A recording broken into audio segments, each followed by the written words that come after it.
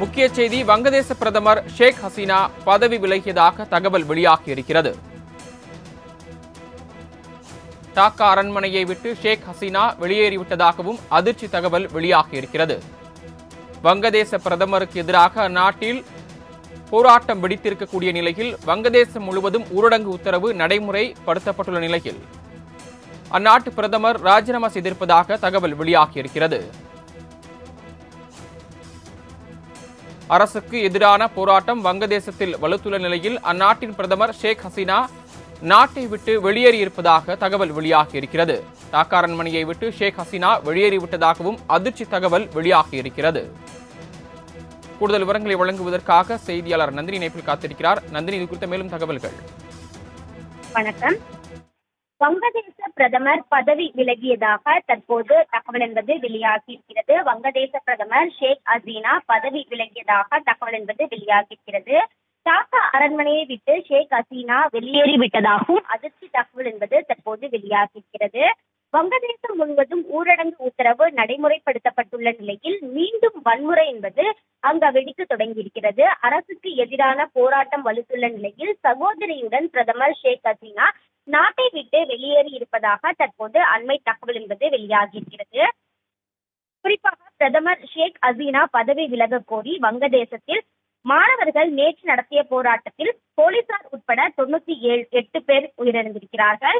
இந்த நிலையை தவிர்க்க வங்கதேச பயணத்தை தவிர்க்கும்படி இந்தியர்களுக்கு வெளியுறவுத்துறை அமைச்சகம் தரப்பில் பயண எச்சரிக்கை என்பதும் விடுக்கப்பட்டிருக்கிறது.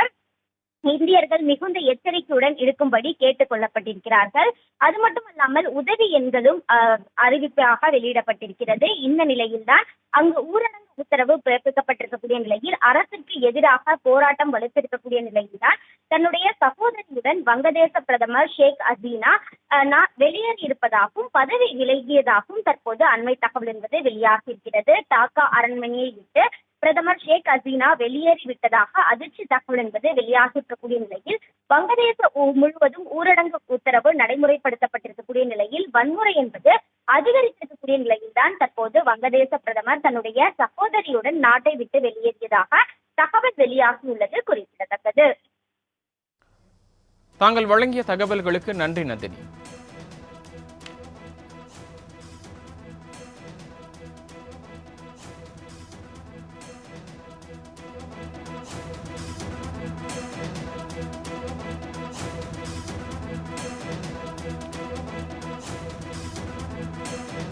வங்கதேசத்தில் அந்நாட்டு பிரதமருக்கு எதிராக போராட்டம் வலுத்துள்ள நிலையில் நேற்று நடைபெற்ற போராட்டத்தில் போலீசார் உட்பட 90க்கும் மேற்பட்டோர் உயிரிழந்த நிலையில் தற்போது வங்கதேச பிரதமர் தனது சகோதரியுடன் நாட்டை விட்டு வெளியேறியிருப்பதாக தகவல் கிடைத்திருக்கிறது.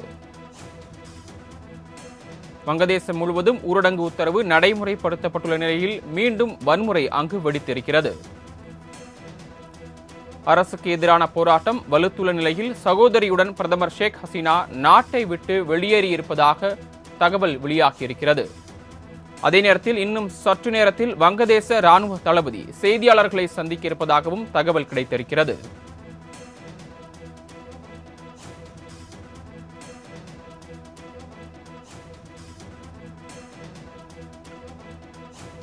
டாக்கா அரண்மனையை விட்டு ஷேக் ஹசீனா வெளியேறிவிட்டதாகவும் அதிர்ச்சி தகவல் வெளியாகியிருக்கிறது. கடந்த சில வாரங்களாகவே வங்கதேசத்தில் அரசுக்கு எதிராக போராட்டம் வெடித்த நிலையில் நேற்று நடைபெற்ற போராட்டத்தில் போலீசார் உட்பட 90க்கும் மேற்பட்டோர் உயிரிழந்தனர். இந்த நிலையில் தற்போது அந்நாட்டு பிரதமர் ஷேக் ஹசீனா பதவி விலகி இருப்பதாகவும் அதே நேரத்தில் தன் சகோதரியுடன் நாட்டை விட்டே வெளியேறியிருப்பதாகவும் தகவல் வெளியாகியிருக்கிறது. தொடர்ந்து அந்நாட்டின் ராணுவ தளபதி இன்னும் சற்று நேரத்தில் செய்தியாளர்களை சந்தித்து இதுகுறித்து விளக்கம் அளிக்க இருப்பதாகவும் தகவல் கிடைத்திருக்கிறது. வங்கதேச பிரதமர் ஷேக் ஹசீனா ராஜினாமா செய்திருப்பதாக தகவல் கிடைத்திருக்கிறது. அண்மை செய்தியாக பார்த்துக் கொண்டிருக்கிறோம். டாக்கா அரண்மனையை விட்டு ஷேக் ஹசீனா வெளியேறிவிட்டதாகவும் முக்கிய செய்தி ஒன்று கிடைத்திருக்கிறது. வங்கதேசம் முழுவதும் ஊரடங்கு உத்தரவு நடைமுறைப்படுத்தப்பட்டுள்ள நிலையில் தற்போது அங்கு மீண்டும் வன்முறை வெடித்திருக்கிறது. அரசுக்கு எதிரான போராட்டம் வலுத்துள்ள நிலையில் சகோதரியுடன் பிரதமர் ஷேக் ஹசீனா நாட்டை விட்டே வெளியேறியிருப்பதாக தகவல் கிடைத்திருக்கிறது. இது தொடர்பாக இன்னும் சற்று நேரத்தில் வங்கதேச ராணுவ தளபதி செய்தியாளர்களை சந்திக்க இருக்கிறார்.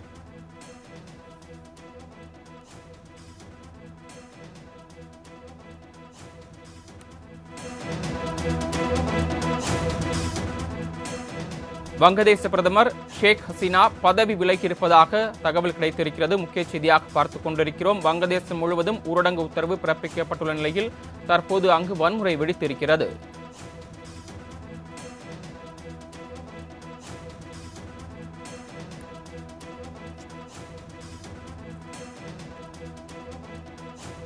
கூடுதல் விவரங்களை வழங்குவதற்காக செய்தியாளர் ஜீவபாரதி இணைப்பில் காத்திருக்கிறார். ஜீவபாரதி, வங்கதேசத்தில் நடைபெற்று வரக்கூடிய அந்த போராட்டத்தின் எதிரொலியாக, அரசுக்கு எதிரான போராட்டத்தின் எதிரொலியாக அந்நாட்டு பிரதமர் ஷேக் ஹசீனா பதவி விலகி இருப்பதாக தகவல் வெளியாகியிருக்கிறது.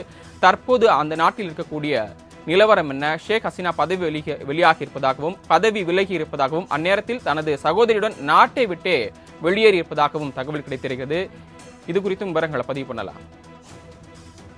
சரவணன், வங்கதேசத்துல கடந்த சில வாரங்களாகவே தொடர்ச்சியான ஒரு போராட்டம் அப்படிங்கிறது பார்க்க முடியுது.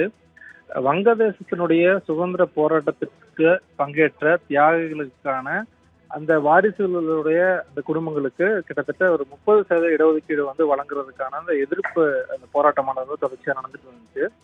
அந்த நாட்டுல பல்வேறு பகுதிகளில் பெரும்பாலான மாணவர்கள் தான் அதிகப்படியா இந்த போராட்டத்தை முன்னெடுத்துட்டு போனாங்க. ஞாயிற்றுக்கிழமை நேற்றைய தினம் மாணவர்களுக்கும் காவல்துறையினர் மற்றும் ஆளும் கட்சியான அவாமி லீக் கட்சி, இந்த 3 தரப்பினருக்கிடையே பல்வேறு இடங்கள்ல போராட்டங்கள் அந்த நடந்தக்கூடிய அந்த விஷயத்துல மோதல்கள் ஏற்பட்டிருந்துச்சு.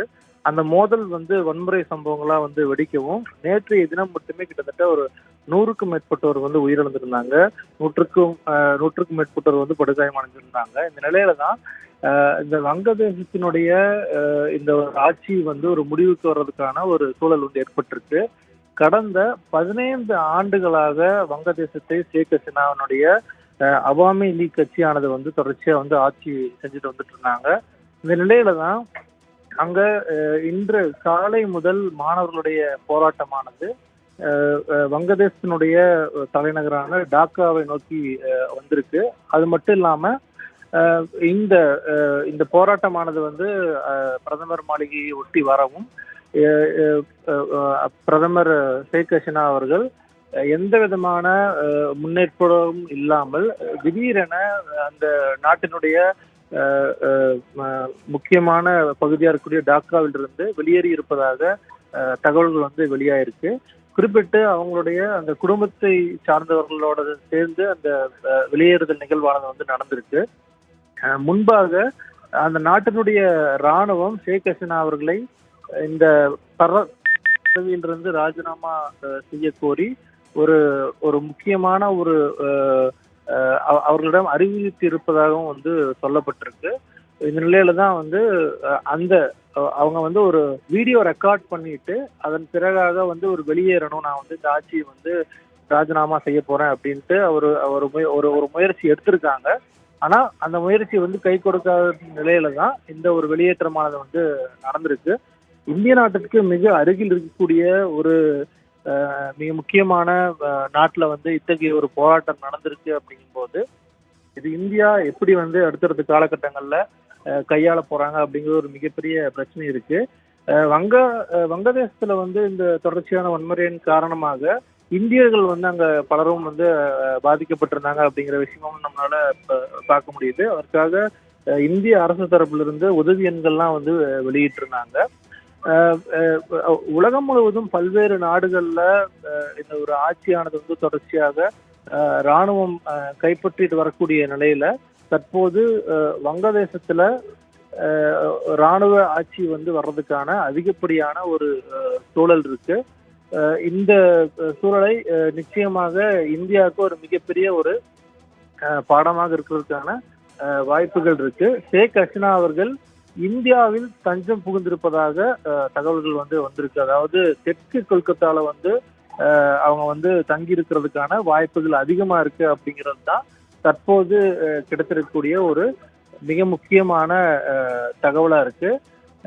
இந்த ஒரு சூழல்ல ஏன்னா பாகிஸ்தான்ல தொடர்ச்சியான பிரச்சனைகள், முன்னாள் பிரதமர் மீதான தொடர்ச்சியான கைதுகள், அவர்கள் மீது தடை அப்படின்னு பல விஷயங்கள் நடந்துட்டு இருக்கக்கூடிய நிலையில தற்போது வங்கதேசத்துல இத்தகைய ஒரு பிரச்சனையை சந்திச்சிருக்கு. ஜீவபாரதி, ஒரு நாட்டின் பிரதமருக்கு எதிராக போராட்டம் நடைபெற்று வந்திருக்கிறது. அதே நேரத்தில் அவர் திடீரென பதவியை விட்டு விலகி வெளிநாட்டிற்கு தப்பிச் சென்றக்கூடிய சூழலில் அந்நாட்டின் பாதுகாப்பு, ஸ்திரத்தன்மை, பொருளாதாரம் என்பதெல்லாம் கேள்விக்குறியாக இருக்கும். இதற்கு என்ன நடவடிக்கை எடுக்கப்படும்? இல்ல இப்போ வந்து நீங்க சொன்ன மாதிரி இந்த பொருளாதாரம் சார்ந்த விஷயங்கள் எல்லாத்தையும் கடந்து மாணவர்கள் தங்களுக்கு இந்த ஒரு இடஒதுக்கீட்டின் மூலமாக மிகப்பெரிய ஒரு அநீதி இழைக்கப்பட்டிருக்கு. ஏன்னா 30% அப்படிங்கிற அந்த இடஒதுக்கீடு சதவீதமானது 5% வந்து குறைக்கணும் அப்படிங்கிறது தான் மாணவர்களுடைய ஒரு மிக முக்கியமான ஒரு கோரிக்கையா இருந்துச்சு.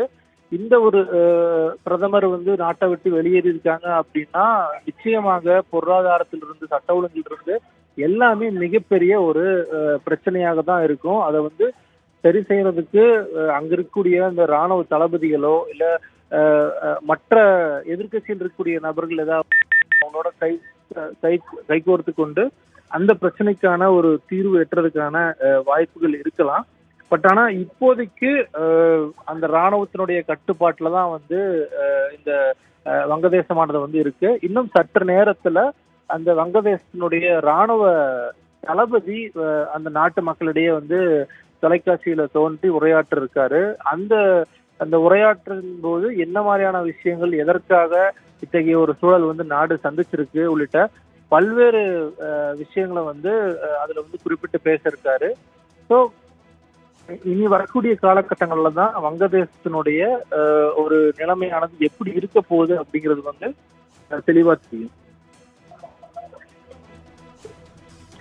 ஜீவபாரதி, அதே நேரத்தில் இந்த அரசுக்கு எதிரான போராட்டம் அப்படிங்கிறது நீங்க குறிப்பிட்ட மாதிரி பல நாட்களாகவே அவங்க வலியுறுத்திட்டு வந்தாங்க. சுதந்திர போராட்டத்தில் ஈடுபட்ட அந்த தியாகிகளுடைய வாரிசுகளுக்கு அரசு பணிகளில் 30% இடஒதுக்கீடு இருக்கக்கூடாது, அதை குறைச்சு கொடுக்கணும் அப்படின்னு. ஸோ இந்த நேரத்தில் தான் பிரதமர் அப்படின்ற நாட்டு பிரதமர் பதவி விலகி இருப்பதா தகவல் வெளியாகி இருக்கு. இருந்தாலுமே இந்த போராட்டத்தை கட்டுக்குள்ள கொண்டு வரணும் அப்படின்னு தான் அங்கே ஊரடங்கு பிறப்பிச்சிருந்தாங்க. அதையும் மீறி இப்போ வந்து வன்முறை வெடிச்சிருக்கு. இதை கட்டுக்குள்ள கொண்டு வரதுக்கு என்ன நடவடிக்கை எடுத்திருக்காங்க? முன்பே வந்து பேச்சுவார்த்தைக்கு நீங்க வரணும் அப்படின்னு சொல்லி பிரதமர் ஷேக் ஹசீனா அவர்கள் வந்து அழைப்பெல்லாம் விடுத்திருக்காங்க. அந்த அழைப்பை வந்து கடந்த சனிக்கிழமை அந்த மாணவர்கள் குழுவானது வந்து முற்றிலும் நிராகரித்து அதன் பிறகு வந்து இந்த போராட்டத்தை வந்து நாட்டினுடைய பல்வேறு பகுதிகளில் வந்து அவங்க கொண்டு போனாங்க அப்படிங்கிறது தான் இதுல நம்ம குறிப்பிட்டு பார்க்க வேண்டியதா இருக்கு. அது மட்டும் இல்லாம டாக்காவில் இருக்கக்கூடிய அந்த பிரதமர் அலுவலகத்துல தேசிய பாதுகாப்பு விவகாரங்களுக்கான கூட்டமானது நேற்றைய தினம் வந்து நடந்துருச்சு. இந்த கூட்டத்துல பிரதமர் ஷேக் ஹசீனா பேசும்போது போராட்டம் அப்படிங்கிற பெயரில் நாட்டுல வந்து பல்வேறு நாசு வேலைகள் செய்யக்கூடியவர்கள் வந்து பலரும் வந்து ஈடுபட்டு வராங்க. அவர்கள் வந்து மாணவர்கள் கிடையாது, அவர்கள் வந்து பயங்கரவாதிகள். அவர்கள் வந்து இரும்பு கரம் கொண்டு அடக்கணும் அப்படிங்கிற விஷயத்தையும் வந்து நேற்றைய தினம் அந்த தேசிய பாதுகாப்பு குழு கூட்டத்துல வந்து ஷேக் ஹசீனா வந்து குறிப்பிட்டு பேசியிருக்காங்க. ஸோ இந்த நிலையில தான் பேச்சுவார்த்தைக்கான அழைப்புகள் விடுக்கப்பட்டிருந்தாலும் கூட மாணவர்கள் வந்து அதற்கு தயாராக இல்லை அப்படிங்கறதான் இதன் மூலமா வந்து நம்ம குறிப்பிட்டு பார்க்க வேண்டியதா இருக்கு. ஏன்னா இந்த போராட்டமானது வந்து மாணவர்கள் பல்வேறு பகுதிகளை பண்ணிட்டு வரும்போது தான் மாணவர்கள் பாகுபாடு எதிர்ப்பு இயக்கம் அப்படிங்கிற ஒரு ஒத்துழையாமை இயக்கத்தை வந்து மாணவர்கள் அறிவிச்சிருந்தாங்க. அந்த ஒத்துழையாமை இந்த போராட்டமானது அரசுக்கு வந்து வரி செலுத்தக்கூடாது, மின்சாரம், குடிநீர் கட்டணங்கள் போன்றவற்றை வந்து செலுத்தக்கூடாது, அதே போல அரசு மற்றும் தனியார் நிறுவனத்தினுடைய ஊழியர்கள் வந்து வேலைக்கு செல்லக்கூடாது, அரசு நிகழ்ச்சிகளை புறக்கணிக்க வேண்டும் உள்ளிட்ட பல்வேறு கோரிக்கைகள் மாணவர்கள் பொதுமக்கள் கிட்ட வந்து முன் வச்சிருந்தாங்க. அதன் அடிப்படையில அடுத்தடுத்த கட்டமாக இந்த போராட்டமானது வந்து இந்த வங்கதேசத்தினுடைய தலைநகர் டாக்காவில் வந்து அந்த டாக்காவில் இருக்க பிரதமர் இல்லத்தை நோக்கி வரவும் தற்போது ஷேக் ஹசீனா அவர்கள் அந்த நாட்டை விட்டு வெளியேறியிருக்காங்க.